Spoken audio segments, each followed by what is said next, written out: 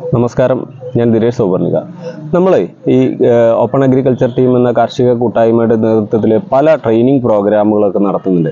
അപ്പോൾ അതിൽ പങ്കെടുക്കുന്ന ആളുകളും പിന്നെ നമുക്ക് മെസ്സേജ് ചെയ്യുന്ന ആളുകളും എപ്പോഴും ചോദിക്കുന്ന ചോദ്യമാണ്, ഇങ്ങനെ ഗ്രോ ബാഗിൽ നിറച്ചിട്ട് പച്ചക്കറിക്ക് വേണ്ട പോട്ടിംഗ് മിക്സ് കൃത്യമായ രീതിയിൽ നിറച്ചിട്ട് എത്തിച്ചു തരുമെന്ന്. അപ്പോൾ നമ്മളത് കോട്ടക്കൽ ഭാഗങ്ങൾ, മലപ്പുറം ജില്ലയിൽ കോട്ടക്കൽ ഭാഗങ്ങളിലും തൊട്ട് പ്രദേശങ്ങളിലും എല്ലാം എത്തിച്ചു കൊടുക്കുന്നുണ്ട്. പിന്നെ ദൂര സ്ഥലങ്ങളിലേക്കാണെങ്കിൽ ട്രാൻസ്പോർട്ട് പാർട്ടി വഹിക്കുകയാണെങ്കിൽ അവർക്കും ചെയ്തു കൊടുക്കുന്നുണ്ട്, അല്ലെങ്കിൽ വണ്ടിയിൽ വന്ന് വാങ്ങിക്കൊണ്ടുപോകുന്ന ആളുകളുമുണ്ട്. ഞങ്ങൾ ചെയ്യുന്നത് ഇത്രയാണ്: നല്ല ഹൈ ക്വാളിറ്റിയുള്ള കറുത്ത ബാഗാണ് എടുക്കുന്നത് കേട്ടോ. കട്ടി കൂടിയ കറുത്ത ബാഗ്, പെട്ടെന്നൊന്നും പൊട്ടാത്ത വൈറ്റ്.